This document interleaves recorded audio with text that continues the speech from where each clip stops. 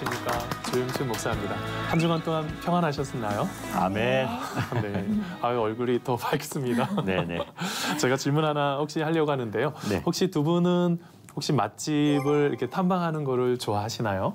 아, 좋아하죠. 이제 휴일날 네네. 아이들하고 같이. 어, 그래도 이왕 먹을 거면 우리가 그렇죠. 간 곳에서 제일 맛있는 집을 찾아서 그렇죠. 맛있는 음식을 먹으면서 또 가족끼리 나누는 대화, 또 기쁨이 있죠. 하나님께 기도하고 이렇게. 아, 맞습니다. 우리 소희 씨는 어떠세요?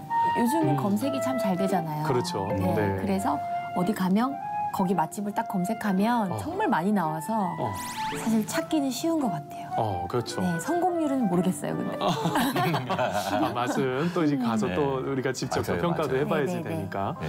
우리가 이제 이런 맛집이라는 이런 이야기들이 이제 갑자기 막 나타나기 시작을 했었거든요. 예전에는 그렇게 SNS가 발달되기 전에는 그냥 사람들의 소문에 따라서 이렇게 했는데 지금은 이제 다 검색도 할 수 있을 정도로 이렇게 많은 시간들이 다가오게 됐는데 28세기 프랑스 법률가이자 미식가로 유명한 부리아 사바랭이 이런 말을 했어요. 맛있는 요리의 발견은 새로운 천체의 발견보다도 인간을 행복하게 해준다라는 말을 했어요. 아, 저는 맞다라는 생각이 듭니다. 맛있는 음식을 먹을 수 있는 이 자체가 얼마나 큰 행복이에요. 그거를 이거 요즘 단어로 표현하면 바로 엔도르핀 뒤시라고 표현을 합니다. 바로 오늘 바로 이제 그 부분들을 좀 같이 한번 다뤄보려고 합니다.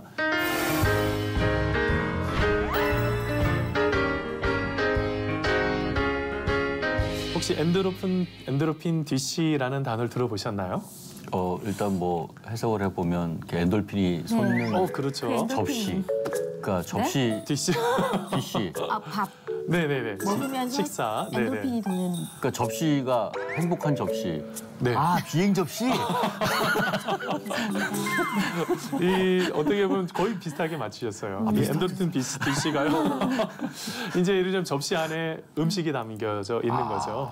그리고 음식과 이 음식을 먹으면서 단순하게 맛 정도가 아니라 사람들의 마음에 엔돌핀이라는 게 사람 행복할 때 나오는 거죠. 네. 기쁠 때 나오는 거 아니겠어요? 바로 그 음식이라는 것이 바로 장이 그만큼까지 확대가 되었다는 것입니다.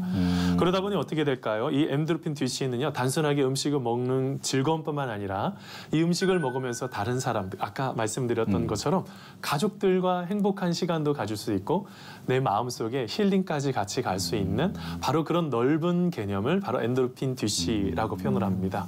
자, 그러면 이렇게 이제 특별히 지금 시대 같은 경우는 1인 가구 시대가 더 많이 펼쳐지고 있잖아요. 그러다 보니 어떻게 될까요? 이 관계 형성을 하기가 좀 쉽지 않아서 밥 한 끼도 내가 마음에 맞는 사람하고 같이 막 먹고 싶어하는 그런 마음들이 점점점 늘어나게 되는 거죠. 음식도요, 편안하게 먹고 아주 그 음식을 통해서 마음속에 기쁨을 누리고 싶은 바로 그런 것이 바로 엔도르핀 뒤시의 바로 그 종류일 수가 있다는 것입니다. 바로 이런 욕구들이요, 바로 소셜 다이닝이라는 바로 이런 문화에서 생겨난 건데요. 이게 어떤 문화냐면 고대 그리스의 식사 문화인 심포지온이라는 것이 있습니다. 어떻게 보면 남자만의 문화이기도 한데 같이 무엇인가를 마시고 먹고 하는 그런 문화인데 그런 문화들이 이제 점점점 어떻게 될까요? 이 먹방이나 이런 부분들을 많은 사람들에게 영향을 끼쳐서 이제는 동호회 중에 그런 동호회도 있더라고요. 같이 음식을 먹고 같이 기쁨을 누리는 바로 그런 동호회들까지도 생겨나게 되었습니다. 그러니까 점점점 의미가 확대가 되고 있는 것이죠. 자, 그러면서 이 먹는 것이 얼마나 중요한지에 대해서 바로 미국의 심리학자인 수잔 엘버스가요, 이런 말을 했습니다. 사람은요, 외로움이 있다는 것이죠. 이 영혼의 외로움 그리고 영혼의 슬픔이 있는데 먹는 것을 통해서 그것을 잃어버리게 된다는 거죠. 그러면서 그녀가요, 이런 말을 했어요. 음식은 스트레스, 슬픔, 괴로움, 따분함을 덜어주고 기쁨을 더해줘 절실한 위로가 필요할 때 위안을 주는 힘을 갖고 있습니다. 라는 말을 하고 있는 거죠.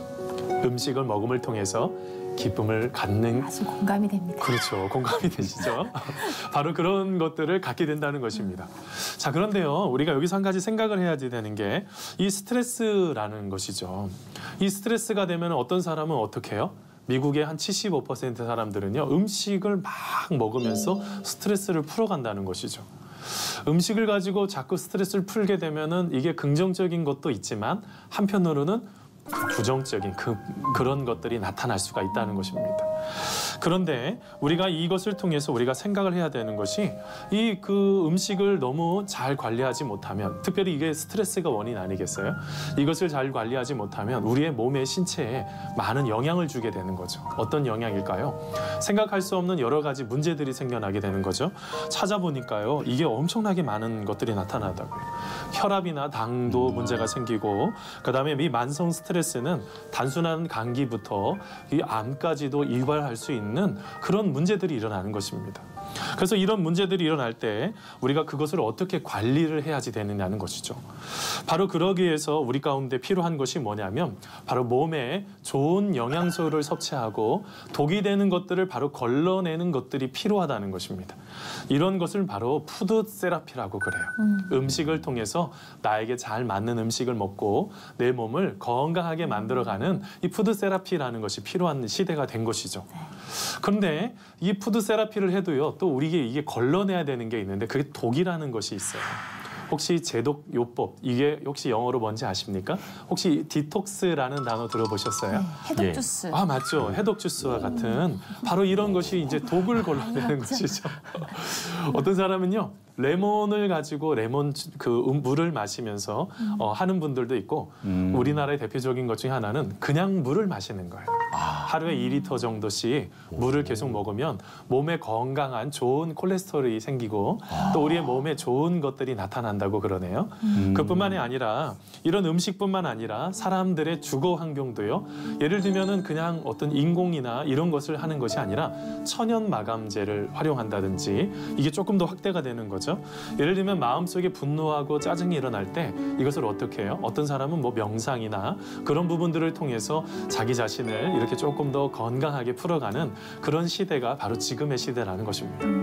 이게 음식부터요. 이게 음식이라는 것이 단순한 것이 아니라 이것이 나중에는 큰 스트레스도 풀게 되고 나중에 사람들을 행복하게 만들어가는 바로 그런 것들이 원하는 시대가 바로 지금의 시대라는 것이죠. 자, 그런데 제가 여기서 한 가지 질문 드려봐야지 될 것 같아요. 그러면 우리의 영혼에도 디톡스가 필요할까요? 우리의 영혼에도 그렇죠. 이것을 빼낼 수 있는 것들이 필요한 거죠. 근데 여기서 한 가지 더 질문 드려야 될 것 같아요. 혹시 영혼의 무게가 어느 정도 될까요? 영혼의 무게가 저는 좀 무겁다고 생각을 해요. 아, 네. 영이 영이 육을 지배한다고 그런 말을 많이 저도 하는 편인데 아, 네네. 육보다 어쩔 땐 영이 진짜 육을 지배하는 것 같아요. 그러니까 항상 우리가 뭔가 그 영적인 네네. 시험에 들었을 때 그렇죠. 우리가 아파하고 고통스러워할 때 무게를 생각하면 와, 몸도 아프고. 2톤 이상 되지 않을까. 2톤 이상. 네. 아, 그것을 가지고 1907년에 미국의 이 매사추세츠의 그 덩컨 맥두걸이라는 분이요 연구를 하게 되었어요. 어떻게 연구를 했냐면 이제 사람들이 이제 소천하시는 분들이 있죠. 돌아가시는 분들이 있는데 그분을 5명을 가지고 임종 직전의 무게와 임종 후의 무게를 재본 거예요. 어느 정도 차이가 나왔을까요? 얼마 안 될 것 같은데. 그렇죠. 예. 딱 재보니까 21g이 나왔다는 거예요. 진짜 그래가지고 그 바로 이제 덩컨 맥두걸이요. 바로 영혼의 무게가 21g이다라고 이렇게 발표한 적이 있어요. 근데 되게 재미난 게 또 하나가 나타나는데요. 예를 들면은 동물들을 실험도 해봤다는 거예요. 그럼 동물들은 어땠을까요? 동물들은 무게 변화가 하나도 없었다는 것입니다. 그래서 이제 그 맥두걸이 것을 발표하면서 사람에게만 있는 바로 그 영혼이라는 것이 바로 그러한 것이구나라는 것들을 발표한 적이 있었습니다. 21g. 제가 왜 이런 얘기를 하냐면 오늘 말씀해 보면요. 사도 요한이요. 가이오에게 편지를 보내면서 그렇게 말합니다. 사랑하는 자여 내 영혼이 잘 되기를 바란다 라는 편지를 씁니다. 여기 보면은요. 잘 된다라는 것이 문자적으로 여행을 잘한다. 한마디로 말하면 여행을 지금 잘하고 있다. 이런 의미가 있고요. 또 하나는 은유적인 의미로는 형통하다. 내가 승리하고 있다. 성공하고 있다. 그런 의미가 동시에 있는 것입니다. 이게 무슨 말이에요? 우리의 영혼이 잘 될 때 그 모든 것들이 건강하게 하나씩 바로 풀어갈 수가 있다는 것이죠. 우리의 몸에도 육체적인 몸에도 이 디톡스를 통해서 독을 빼내야 되는 것처럼 우리의 영혼이 잘 돼야지 우리의 모든 것들이 하나씩 하나씩 범사에 잘 되는 그런 은혜들을 누릴 수가 있는 것이죠. 자, 그러면 우리가 어떤 시점에 이 영혼의 디톡스가 필요한지 같이 한번 알아보려고 합니다. 첫 번째는요. 자, 영혼의 디톡스가 필요한 시점이 어느 때일까요? 바로 진리 안에 행하지 않을 때라는 것입니다. 자, 오늘 말씀 자 요한삼서 1장 3절 우리 승대 씨 한번 읽어 주시겠습니까? 형제들이 네. 형제들이 와서 내게 있는 진리를 증언하되 내가 진리 안에서 행한다 하니 내가 심히 기뻐하노라. 아멘. 아멘. 자, 우리가 혹시 독소가 쌓이는 그런 여러 가지 방법들이 일어나는 이유가 뭘까요? 잘못된 식습관, 잘못된 생활 습관이라고 하는 것입니다. 근데 혹시 이거를 모르시나요? 이거를 우리는 잘 알고 있죠. 예를 들면 어느 정도 시간쯤 되면 그 뒤로는 음식을 먹으면 우리 몸에 좋지 않다라는 것도 잘 알고 있고 우리가 무엇인가를 어떻게 해야지 되는 것들을 잘 알고 있죠. 그런데 어떤가요? 이게 실천하기가 참 어려운 것이거든요. 그러면 우리의 신앙생활은 어떠할까요? 우리의 신앙생활 속에서도 여러분 우리가 신앙생활을 보면 하나님의 은혜 가운데 거하고 하나님 말씀 잘 읽고 우리가 기도하면서 말씀대로 살아가야 된다는 거 이거 모르는 사람이 있을까요? 다 알고 있죠. 근데 잘 안 되는 거예요. 그렇죠? 이게 문제죠. 근데 오늘 말씀에 사도 요한이요. 가이오를 칭찬을 하는데 뭐라고 그랬냐면 들었다는 거예요. 소문을 들었다는 거예요. 어떤 소문을 들었냐면 그냥 소문도 아니고요. 증언하는 소문을 들었는데 그 소문이 뭐였다는 것입니까? 가이오가요. 진리 안에서 행한다. 라는 그런 소문을 넘어서서 증언까지 들었다는 것이죠. 이 정도 얘기하려고 하면 도대체 가이오가 이 진리 안에서 행했다는 이 진리가 도대체 뭐냐라는 것이죠. 진리는 뭘까요? 하나님의 말씀이시죠. 그거를 요한복음 17장 17절에요. 우리 예수님께서 이렇게 말씀하셨습니다. 제가 한번 읽어드리겠습니다. 그들을 진리로 거룩하게 하옵소서. 아버지의 말씀은 진리니이다. 라고 예수님께서 말씀하셨어요. 아버지의 말씀이 뭐라고요? 진리라는 것이죠. 그러니까 우리가 진리대로 이 가이오가 지금 진리대로 행했다는 것은 하나님의 말씀대로 잘 따라가는 그런 모습을 살아갔다는 것입니다. 그런데 그거를 다른 사람이 증언을 할 정도로요. 그냥 마지못해 하는 얘기가 아니라 확신 속에 지금 이야기를 하는 아주 귀한 모습이 나타납니다. 우리가 말씀 속에 있게 될 때 어떻게 될까요? 그것을 가지고 그것을 통해서 우리가 점점점 자라가게 되는 것이죠. 거기 보면은요, 베드로전서 2장 2절에 보면은 이런 말씀이 있습니다. 혹시 소희 씨 한번 찾아서 한번 읽어주시겠습니까? 베드로전서 2장 2절입니다. 갓난 아기들 같이 순전하고 신령한 젖을 사모하라. 이는 그로 말미암아 너희로 구원에 이르도록 자라게 하려 함이라. 아멘. 그러니까 우리가 하나님의 말씀 안에 거하게 되면 어떻게 될까요? 우리가 그것을 통해서 구원에 이르도록 점점점 자라갈 수가 있다는 것입니다. 우리가 신앙생활 하다가 보면 왜 못 자라가냐면 진리 안에 행하지 않기 때문에 그래요. 하나님의 말씀대로 행하게 되면 우리 모두가 다 자라갈 수가 있거든요. 하나님 보시기에 인정받고 칭찬받을 수 있는 바로 그런 사람이 될 수 있는데 우리가 또한 복받는 인생으로 살아갈 수 있는데 우리가 하나님의 말씀을 온전하게 따라가지 못하기 때문에 그렇죠. 신명기 28장이요. 어떻게 보면 복에 대해서 말씀하고 있어요. 근데 신명기 28장에 보면 들어가도 복을 받고 나가도 복을 받고 세계 모든 민족에 어떤 일들을 하든지 그렇게 복을 받는데 그 기준이 뭘까요? 하나님의 말씀대로 행할 때죠. 그렇지만 실제로는 신명기 28장은요. 나머지 그 장은 실제로는 저주에 대한 것입니다. 말씀대로 살지 못할 때 찾아오는 여러 가지 아픔들의 이야기가 나타나죠. 이게 뭘 말하고 있는 것입니까? 우리가 진리 안에 행하면 이게 단순한 것이 아니라 우리의 신앙이 점점점 자라갈 뿐만 아니라 우리의 인생이 복받는 인생으로 살아갈 수가 있다는 것입니다. 근데 오늘 말씀이 만나는 가이오가요. 그렇게 복받는 인생이었다는 것이죠. 얼마나 멋진지 몰라요. 그래서 우리가 가지고 있어야 되는 가장 중요한 것은 바로 우리의 삶 속에 신앙의 삶 속에 바로 이렇게 순간마다 하나님을 의지하고 하나님을 믿고 따라가는 그 모든 것들을 우리가 기억하면서 나아갈 필요가 있다는 것이죠. 그래서 우리가 여기서 꼭 기억해야 되는 것은 모든 순간마다 하나님의 말씀을 앞세우고 하나님이 기뻐하시는 것이 무엇인지를 한 걸음 한 걸음 나아가는 것들이 참 중요하다는 것입니다. 제가 참 좋아하는 팀 켈러라는 목사님이 계세요. 그 목사님이 지은 책 중에 내가 만든 시인이라는 책이 있는데요. 그 책의 내용 중에 이런 이야기가 나옵니다. 애나라는 여인 이야기가 나와요. 늦게 결혼을 해서 아이 둘을 낳았죠. 근데 아이들이요 건강하게 자라질 못합니다. 큰아이는 어떻게 보면 정신적인 문제도 생기고 둘째 아이는 분노를 하는 거예요. 근데 왜 그런지 아세요? 엄마가요 이 아이들을 너무너무 집중적으로 사랑을 해서 그래요. 그러다 보니 이 팀 켈러가요 전곡을 찌르는 진단을 이렇게 내립니다. 자녀에게 인정받으려는 과도한 욕구가 오히려 심히 사랑하는 자녀를 밀어냈기 때문이다라는 말을 합니다. 그러면서 애나는 기꺼이 하나님을 첫 자리에 모시고 자녀를 그분께 의탁하면서 실패를 허용하고 그분의 사랑과 뜻 안에서 평안을 찾아야지 됩니다라는 말을 합니다. 모든 것 속에서 자녀를 제일 앞세웠던 걸 조금 밀어내고 잠깐 옆으로 놓고 누구를 제일 첫 자리에 놓으라고요? 하나님을 가장 첫 자리에 놔야지 된다는 거예요. 그렇다고 자녀를 포기하라는 개념이 아니죠. 우리의 삶 속에 하나님을 가장 사랑하게 되면 자녀들도 하나님께서 그 모든 것들 가운데 축복으로 이끌어 주시는 그런 은혜들을 경험할 수가 있다는 것입니다. 아멘. 그래서 가장 중요한 게 뭐냐면 바로 이렇게 진리 가운데로 우리가 행하게 될 때 우리의 인생이 어떻게 될까요? 우리의 인생이 점점점 행복해지고 우리의 인생이 점점점 강성해지는 그런 은혜들을 경험할 수가 있다는 것입니다. 그것을요, 여러분 시편 37편 28절에도 이렇게 말하고 있습니다. 제가 읽어드리도록 하겠습니다. 하나님께 가까이함이 내게 복이라. 내가 주 여호와를 나의 피난처로 삼아 주의 모든 행적을 전파하리이다. 아멘. 말씀을 읽으면요, 하나님과 가장 가까워지는 거예요.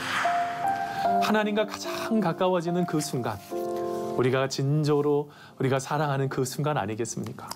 그런 마음으로 가게 되면 어떻게 될까요? 우리의 모든 것이 하나씩 하나씩 더욱더 든든하게 세워지는 그런 은혜들도 경험할 수가 있다는 것이죠. 시편에 보면요, 또 138편의 3절에 보면은 이런 말씀도 있어요. 이것도 제가 읽어드릴게요. 내가 간구하는 날에 주께서 응답하시고 내 영혼에 힘을 주어 나를 강하게 하셨나이다 라는 말씀이 있어요.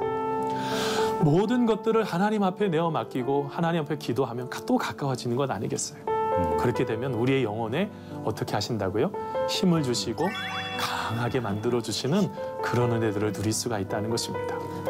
우리가 진리 안에 거하고 있는지 진리 안에 거하고 있는지 있지 않다고 한다면 이 부분들을 잘 구별해서 다시 우리가 하나님 앞으로 가까이 나아갈 때 우리를 붙잡아 주시고 인도하여 주실 줄 믿습니다. 두 번째로 좀 봤으면 좋겠는데요. 우리의 영혼에 디톡스가 필요한 시점이 어느 때일까요? 갈등이 일어날 때라는 거예요. 자, 오늘 말씀의 9절에서 10절까지 말씀인데요. 이거는 우리 소희 씨 한번 읽어주시겠습니까? 내가 두어 자를 교회에 썼으나 그들 중에 으뜸되기를 좋아하는 디오드레베가 우리를 맞아들이지 아니하니 그러므로 내가 가면 그 행한 일을 잊지 아니하리라.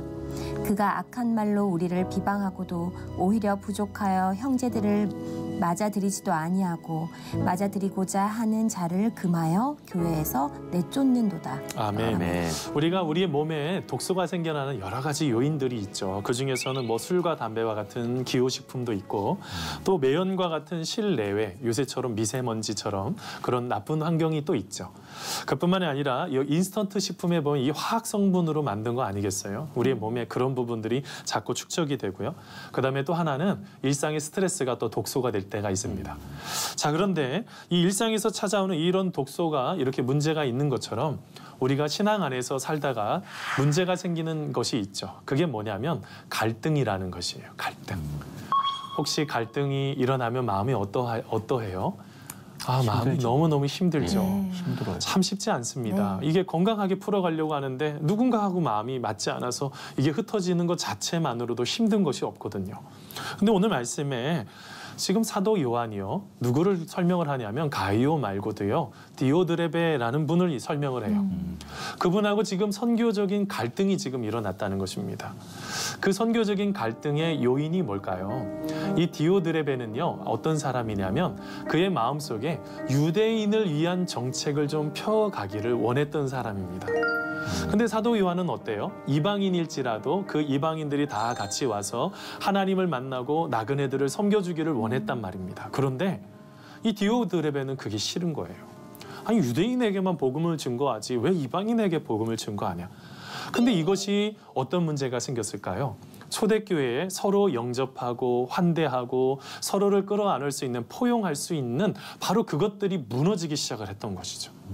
다른 말로 표현을 하면요, 여러분 그 당시에 모든 것들을 형제라는 의식을 갖지 못하게 하고 10절 말씀에 보니까요, 끝부분에 보니까 교회에서 내쫓는도다라고 말을 하고 있어요. 한마디로 말하면은 형제라는 의식이 놓쳐버리기 시작을 했다는 것입니다. 이거는 심각한 문제였죠. 근데 그때에 사도 요한에게 힘을 실어줬던 사람이 누구일까요? 바로 가이오라는 분이었어요. 그 디오드레베하고 갈등이 일어났을 때 이 사도 요한이 꿈꾸고 있었던 그 모든 것들, 바로 그 모든 것이 있어서 그것을 같이 옆에서 도울 수가 있었기 때문에 하나님의 은혜가 바로 나타나서 가이오를 그렇게 칭찬하고 있는 것 아니겠어요? 왜 그랬을까요? 사랑이 있기 때문에 그렇다는 거죠. 그런데 가이오의 마음속에 단순하게 사랑해서요? 아니에요. 하나님의 사랑이 그의 마음속에 가득해서 그렇다는 거예요.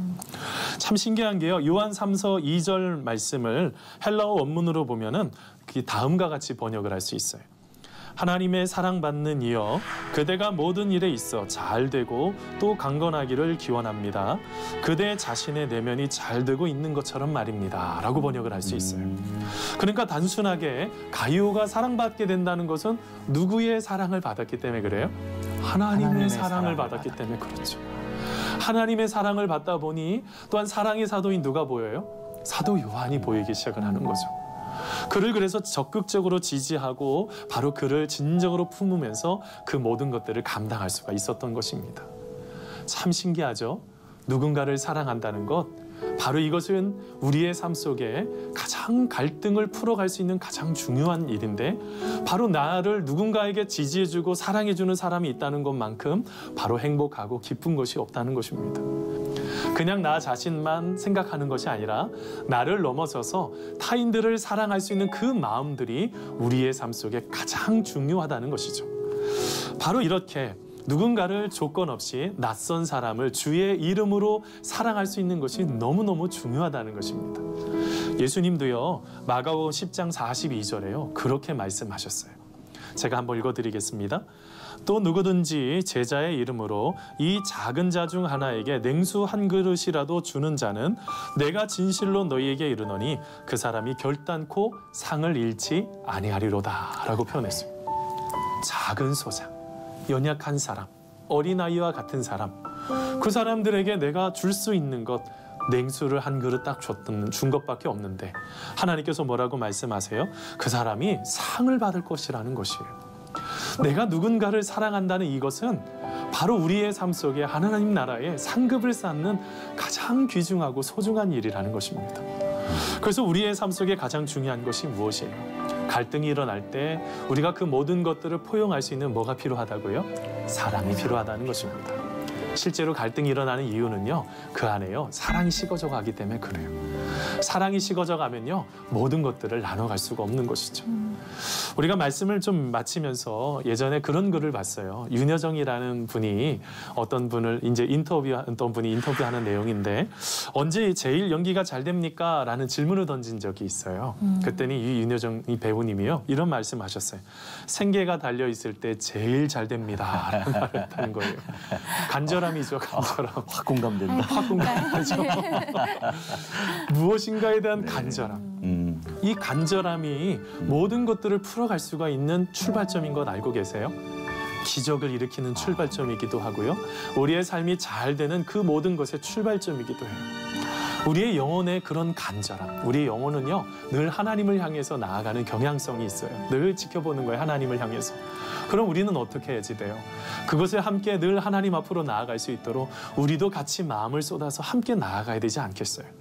그렇게 되면 어떻게 될까요? 우리 안에 모든 것들, 단순하게 음식을 먹고 즐거움을 누리는 것을 더 넘어서서 하나님과 함께 동행함을 통해서 우리 안에 참된 기쁨, 참된 감사를 우리가 넘치도록 채워주는 은혜들을 경험하게 될 줄 믿습니다. 아멘. 우리가 그런 은혜 가운데 우리 한 주간 동안 거하시기를 간절히 소원하고요. 우리가 다음 시간 더 풍성한 내용으로 찾아뵙도록 하겠습니다. 감사합니다. 고맙습니다. 고맙습니다.